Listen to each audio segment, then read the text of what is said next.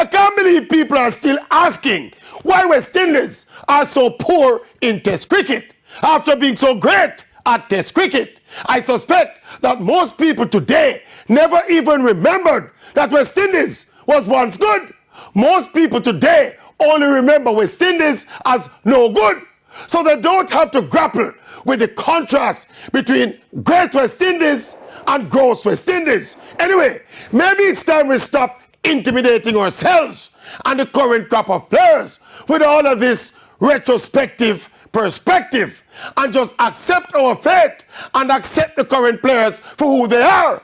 They are basically second-rate players who are unable to secure lucrative T20 contracts to play franchise cricket around the world and make millions of dollars, and are therefore stuck with playing Test cricket for the West Indies.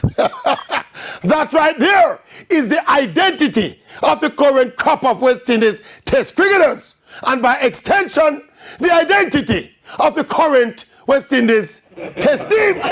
Ciao!